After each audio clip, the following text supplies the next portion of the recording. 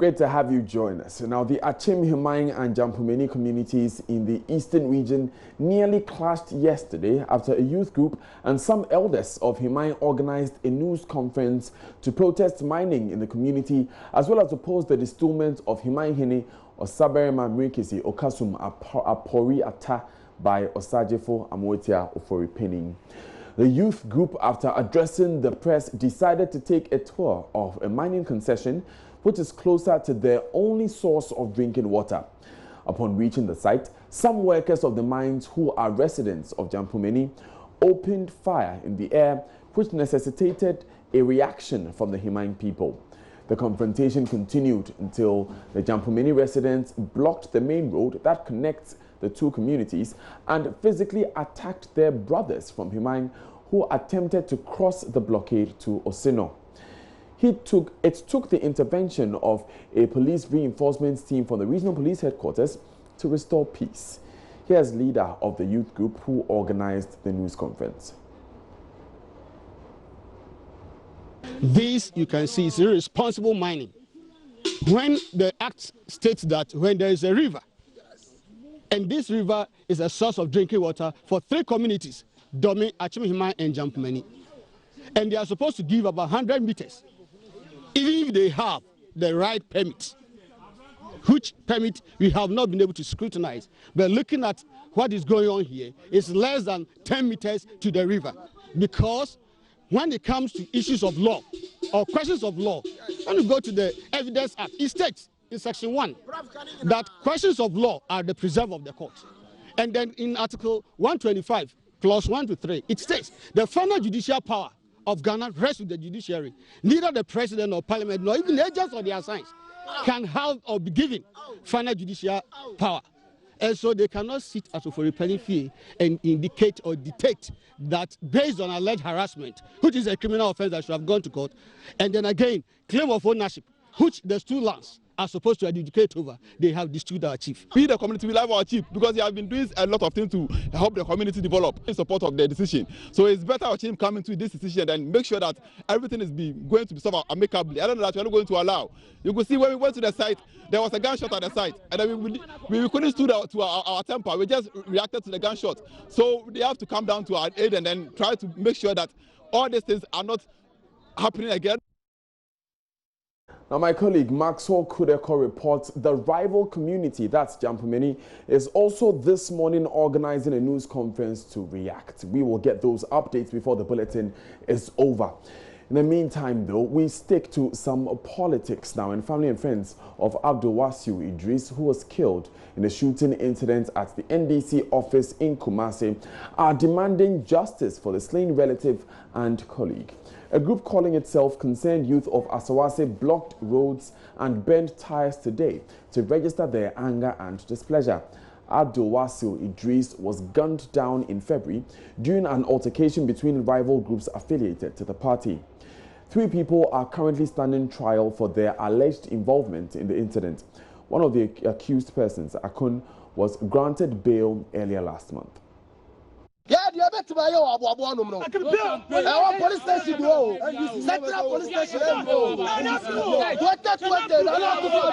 the group won't admit Monday's action as a demonstration, members mounted roadblocks and burnt tires.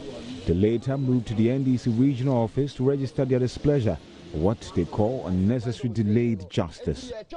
They say 1,000 Ghana cedis supposed compensation given to the bereaved family by the party isn't enough. Tanko Mohammed is convener. If you are railing an animal and even a car knock the animal down, it's not possible for somebody to come and give you 10,000 Ghana cedis that you should just maybe make the issue foolishness. No. How much more human being? Do you know how long as our mother is being taking care of Abdul Wasiu until he reached where he is now? And then if Abdul Wasiu is not more important to you guys, you people have not even invited him to your office. And at the end of the day, Abdul Wasiu was shot dead in at the NDC office in the presence of General Sedun Ketia, Professor Pofu, and then Nana Akusi, and the rest of the entire NDC family. So what concern are people showing up over here? And if what if maybe it's one of your children that has been shot dead over here? Are you going to also sit down and keep quiet and looking at this issue like that? No. So it's our time for you people to bring justice for Abdulwasi and his entire family, because the concerned youth of Asawasi are very, very, very angry with you people. The way you people are just maybe seeing the issue, you people should expect the unexpected, because the youth are very, very angry. They need justice for Abdulwasi, and you should bring justice for Abdulwasi as soon as possible. Do you think that 10,000 is okay? No. The 10,000, even the child that is there, the son of Abdulwasi, the 10,000 Ghana cedis cannot even take care of him for even 1 month. Do you know how much we are spending on the son alone? How much more the wife and the mother? So how much are you demanding now? We are demanding 5 billion old Ghana cedis from them. 5 million cedis. Yes. Million cedis. That's what we are demanding from them. More money. Party officials were unavailable for comment. For Joy News, Kwesi Deborah. We now take you back to the eastern region where, like we said earlier, Jampomeni, which is the rival community in that conflict that is brewing there, has organized a news conference. Maxwell Kureko is monitoring affairs there. Maxwell, tell us what is happening at this news conference. Well, the conference was addressed by chiefs from Jampomeni and Dome, two communities where the mining concession is really located. Addressing the press, Obahima Opokuya Esa, who is the Queen Mother for Dome, indicated that the chief of Himan, Osa Berima Mrikisi Apuri, she alleged that the chief of Himan is unnecessarily creating tension between these communities. She said that the concession does not really lie, or it does not belong to the people of Himan. So the Himan chief is unnecessarily instigating the youth just to kick against the mining. Obahima Opokuya Esa indicated that just this weekend, some youth from Himan attacked her in his house, and she's reported the matter to the police, but the police are reluctant to act on the matter. They are calling on the security agencies to call the chief of Himan and his people to order. Other than that, the people of Jampomeni and Dome may also find any means to defend themselves, which may result in a very bloody clash. Maxwell, did they address the fact that this mining is being done very close to the water body, which is illegal? Obahima Opokuya Esa touched on the issue of the water preservation. She said that she has personally nominated 2 people who go to the stream every morning to check whether or not the water had been muddied. She said that even though the mine is quite closer to the stream, since they started prospecting, they have not tampered with the stream. And so the issue of the water being contaminated is not an issue that needs to create tension. Maxwell, excuse me, sorry. Did she say that the water is not being polluted? Exactly so. Those are the words of the Queen Mother, Obahima Opokuya Esa, at the press conference. One other chief who also happens to be the Akwamuhene for Jampomeni, Nana Eje Asari, also came to reaffirm what the position of the Queen Mother. And in fact, a couple of the youth in the town seems to be in support of the mining activities that is currently going on in the area. Maxwell, let's just clarify. What we are showing on our screens right now is not a foul tape. The water body we are seeing on our screen right now is the same water body which we are being told is not polluted. Exactly. The visuals on the screen is one of the mining sites. The water you see there are dug out within the concession, but the mainstream is behind the bamboo trees you see in the screen. That is where the mainstream are, which is very close to the water. But the Himan people are saying that even though the water, they share boundary, the stream is the only source of water body around the vicinity. The stream is what they drink, and then the concession is closer to the stream. So the fear is that when they keep on heaping the sand and it continues to rain, the sand may enter the stream and it will eventually pollute the water body. So that has been the bone of contention that the Himan people say that one day, even though they have not tampered with the water, one day, the activities will have an impact on the stream, which will have a dire consequence for the people of Himan and its environment. How far is the dugout from the water body?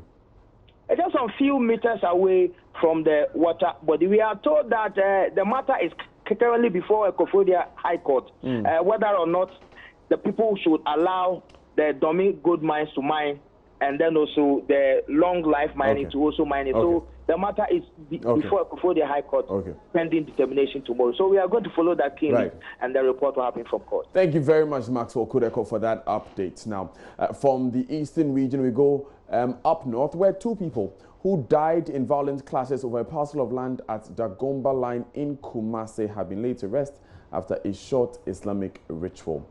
25-year-old refrigerator mechanic Zubairu Zakaria and 20-year-old scrap dealer Abdul Mumin Harun were buried under tight security alert.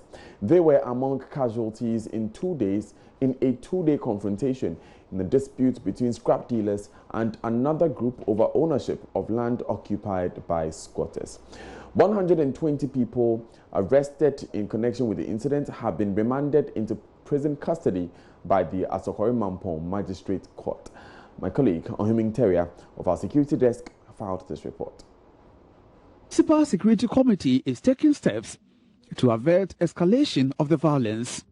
Chief Executive Ali Duseidu says the feudal factions have committed to peaceful means to resolve the impasse following a series of meetings. He dismisses reports of the clashes having ethnic undertones. It is so fruitful. We resolved to have 4 persons from each faction to go to either faction, to go and explain to them, to give them a symbol of unity, a symbol of preparedness to make sure we get peace within the community. And that's what they did. They went to both factions, they spoke to them. Currently, as I'm speaking with you, the situation is relatively calm. As we see, it wouldn't degenerate because the sort of remorsefulness that has been exhibited, and we feel it down there. We are hoping and praying that it wouldn't escalate. So this might be the end of it, because there are issues that we need to talk about. There are issues that we need to tackle one after the other. First thing first. Now, the first thing is to make sure that we get the dead bodies buried. Then we look at the next line of action. What do we need to do to make sure that we bring finality to the issue? It's about land matter. It's purely land matter. It has nothing to do with Zongo Dagomba faction. Dagomba community says it will collaborate with security agencies to quell any attacks involving its members. Foseni Abubakar heads the community in the Ashanti region.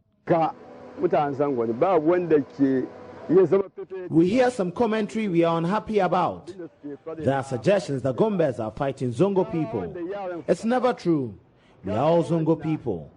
The leaders of the other faction are always in the company of the Imam of the Dagomba community all the time.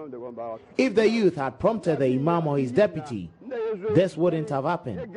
Somehow, he did not know this could have been avoided. Nonetheless, we are for peace. Nothing untoward will happen again. God forbid.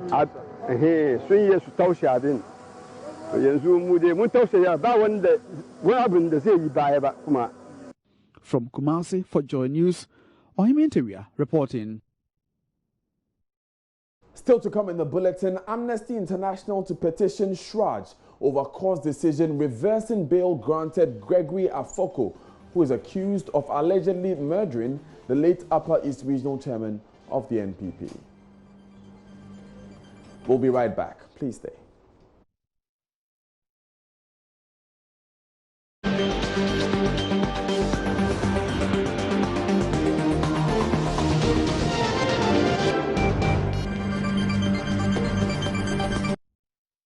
Thanks for staying with us. Now, Amnesty International has hinted of plans to petition Shraj over the reversal of bail granted Gregory Afoko, the suspect alleged to have murdered the NPP Upper East Regional Chairman Adams Mahama.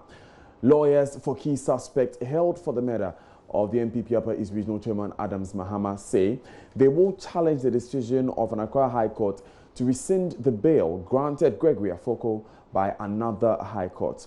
They have described as shocking the decision of the courts presided over by Justice Merle Wood. There's more in the following report.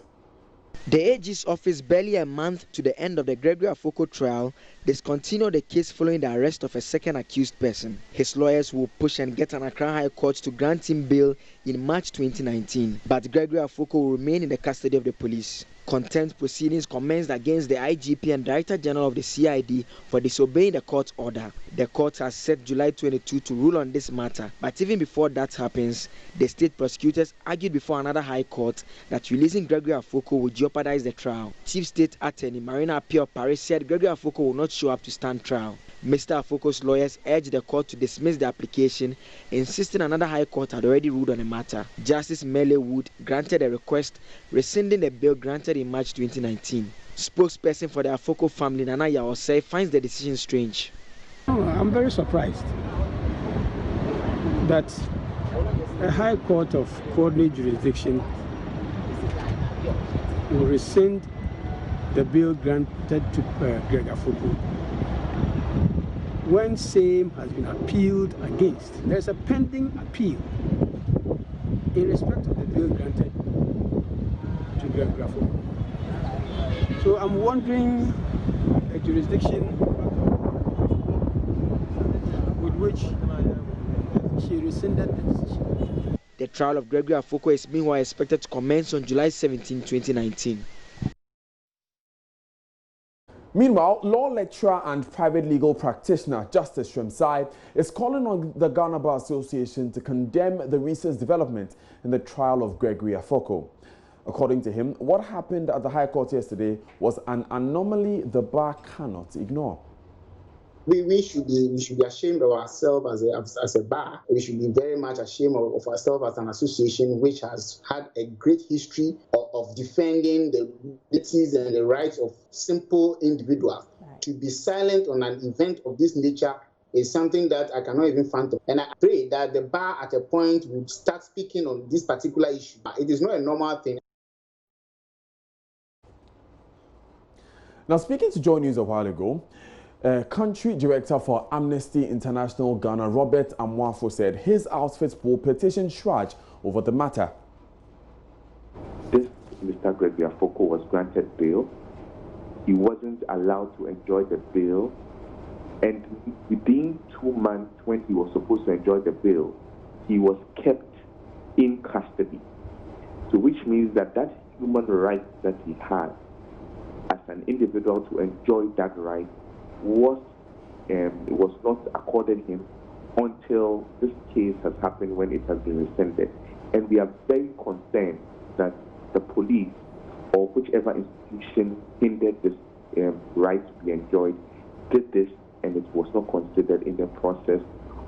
We want to be very clear on what happened, and that is why we are calling, we are going to move on to send a petition to Shraj that an investigation is conducted into the human rights abuse of Mr. Gregory Afoko as soon as possible to find out the reason why he was not able to enjoy his bail term.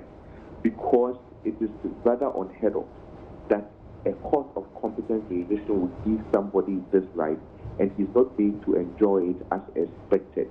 It's worrying that this would happen. We would not now say that it was A or B who did it. All we want to know is that we want an independent institution to also investigate and give us the outcome of the matter. When are you submitting this petition to Shraj? Latest end of this week, we will submit this petition to Shraj. Still live on Joy News today with me, Daniel Dazen. A member of Parliament for Lejokuku Krowo, Dr. Ben Acquah, is saying that he won't be surprised if the uncompleted 8.1 kilometer Lekma Hospital Road costs him his seat. Dr. Okoboy has come under immense pressure from constituents over that project, which was started 10 years ago and is yet to see completion. He read a letter he wrote to the Executive Secretary of the President this morning on the AM show to show the effort he has made in ensuring that the project is complete. I write to commend you for your remarkable, this to his, the Secretary of His Excellency, the President of the Republic of Ghana, to commend you for your remarkable contribution towards the Ghana Beyond Aid agenda through your provision of meticulous service to His Excellency the President of the Republic of Ghana. I write to respectfully also to bring to your attention a 7.5-kilometer road under construction located in my constituency, the Lejogu constituency. The road contract was signed between Government of Ghana and Marlin Investment Company Limited. The contractor, after having worked on the road for about a year, demobilized and abandoned the project as a result of non-payment of certificates. The 7.5-kilometer road has not seen any works since last quarter of 2016. This road is a dual carriage road, the only road that connects Spintex Road directly to the beach road. Now, let me come to another paragraph. The very bad state of the tertiary link has turned the Lekma Hospital into a white elephant. That is avoided by both patients and doctors due to difficulty accessing the facility. Some pregnant women in the past have had their pregnancies terminated and their health put at risk by this road. Mr. P.V. Obin of blessed memory was transported to the Lekma Hospital on this road, with a journey from the point of sudden illness to the hospital taking over 45 minutes instead of the less than 10 minutes that it would have taken if the road had been constructed. Look at what I said. Mr. Executive Secretary, I have visited almost every public officer with the capacity to do something about this road, from the Minister of Roads and Highways to the Budget Director at the Ministry of Finance, the Controller and Accountant General Department, and all that. Let me just conclude. Now, this is what I say. The Lejogu constituency has 210,000 police stations. Over 80% of road users are in Sakumono, Nongwa, Spintex, Bachona. Over 1 million people stand to benefit or be protected if this road is fixed. I humbly appeal to your office to call an emergency meeting on the state of the tertiary link. This was 2018 April. And this, look at what I said. I said, I humbly appeal to your office to call an emergency meeting on the state of tertiary. The possible continuation or termination of the contract with Mali Investment Limited in the face of legal impediments being encountered by the contractor and the consideration of an emergency plan on the road in preparation ahead of the rainy season. This was 2018 rainy season. It has passed. Another rainy season is about to pass. So, you know what? When I met the chief of staff. That's my mother, Mrs. Freeman. She tells me, Doctor, we all know your road is important. We are giving serious attention to it. I meet the minister, he tells me, Doctor, your road is on our radar. What I see is that there are challenges that they are having. I mean, talk about the ministry. What we have to do is to find out from the ministry what these challenges are. But for me, if my people complain, look, I'm a physician. If my people vote me out because of this road, I will not be surprised. Still live on Joy News today. The hashtag is still fixed Lekma now. Now, Ghana's banking crisis may have seen many people lose their jobs across the country. And if you thought the impact was over, then think again. An autism school in Accra is on the verge of collapse as funds it invested in Gold Coast Fund Management remain locked up. The ultramodern school at Fafraha was established by a UK-based Ghanaian, Cornelia Boateng, who quit her job as Trust Secretary at the British National Health Insurance Scheme to build the facility. Madam Boateng says she's been trying to retrieve her investments from Gold Coast for the past 8 months, but to no avail. My colleague Fifi Kumsin was at her school and joins me on the line now. Now, Fifi, how is the situation affecting this facility? Daniel, this is a school that is ensuring that the underprivileged people who have autism, living with autism, are catered for. In fact, tuition is free. These children are cared for free of charge.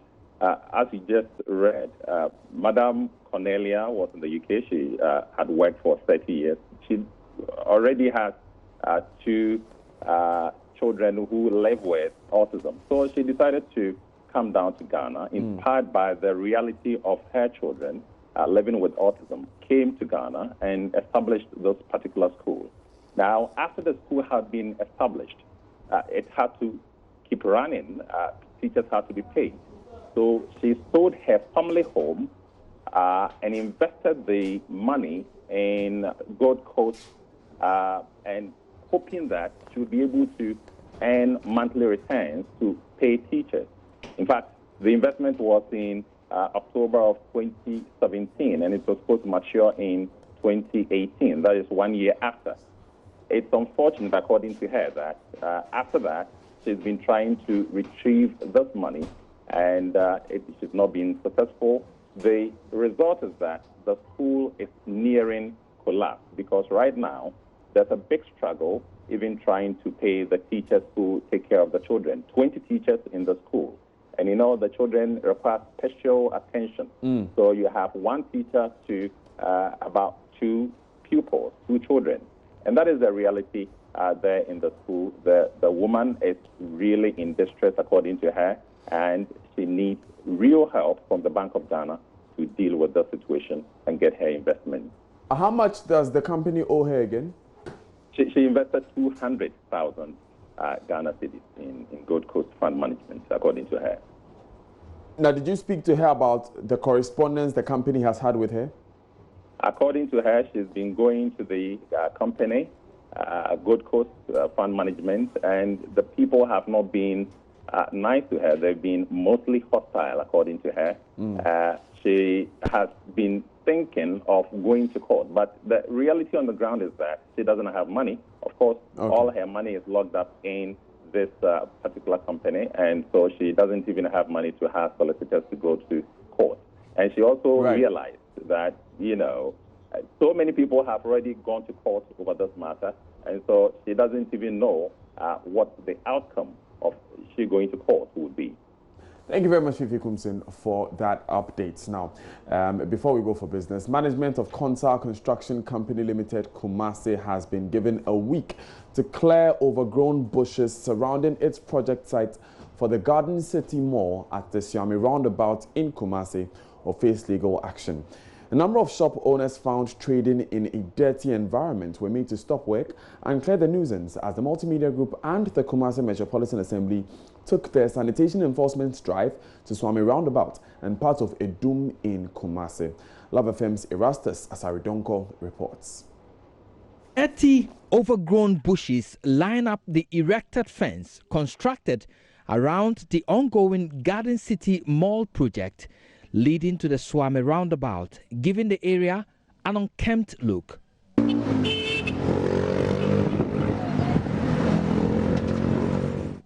Weeds growing out of the project site add to the nuisance. Metro Director of Environment Isaac Basanyin gave notice to Consar Construction Limited to clear the weeds in a week or face the full rigors of the law. We started working on it. Yes, we are here this morning and then ask you to do it within a week. By a week time, we'll come back and then we are not able to do that, we take it to court. Because we are in the city, in the center of the city, why should that thing happen? Huh? We are aware, snakes, reptiles, a lot of dangerous animals can happen here, and then we don't want it to happen again. Okay? Yeah. So by a week time, we are expecting you to clear everything. We promise. One area that caught the attention of the sanitation crusaders was a filthy situation created by traders and business operators behind the Boss FM building at Edum. The small space below the footbridge has been the dumping ground for bottles of urine, sacks of human excreta, and organic waste.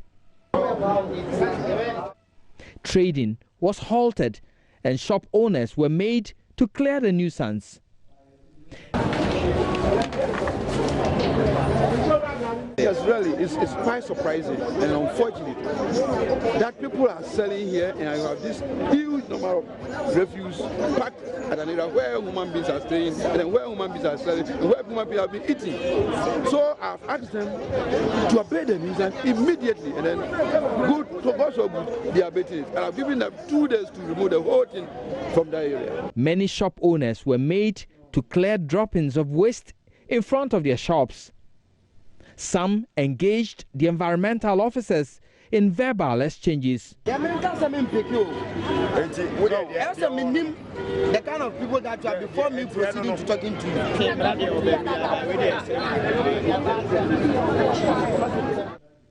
Others were, however, happy with the exercise.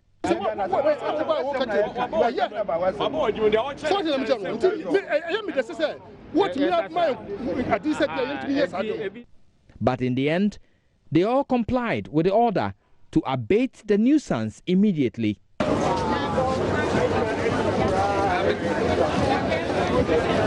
Your area could be next. Keep Kumasi clean. And the hashtag is Clean Up Kumasi.